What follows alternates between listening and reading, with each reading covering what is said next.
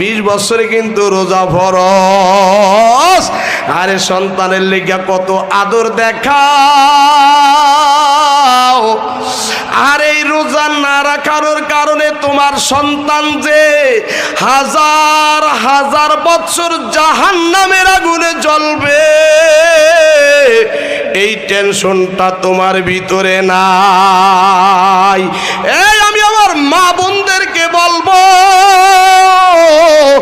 নিজে রোজা রাখবেন, স্বামীকে রোজা রাখাইবেন, সন্তান দিওকে রোজা রাখাইবেন।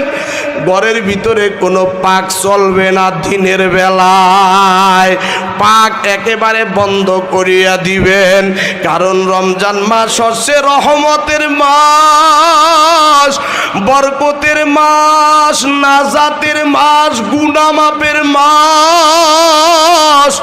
এই মাসটা পাওয়ার পরেও যদি কোনো আল্লাহর বান্দা যদি গুনাহ মাফ করাইতে না পারে, আমার নবী ডাক দিয়া বলে ওই ব্যক্তি ধ্বংস হইয়া যাক, ওই ব্যক্তি ধ্বংস হইয়া যাক।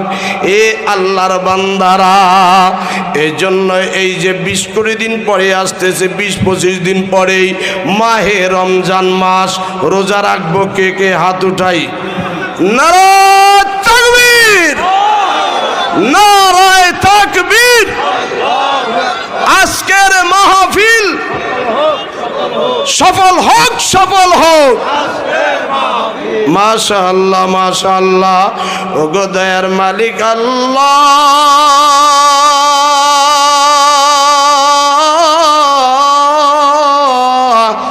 তোমার বান্দারা ওয়াদা করছে আর কিছুদিন পরে মাহে রমজান মাস আসতেছে, একটা রোজাও ছাড়ব না আল্লাহ।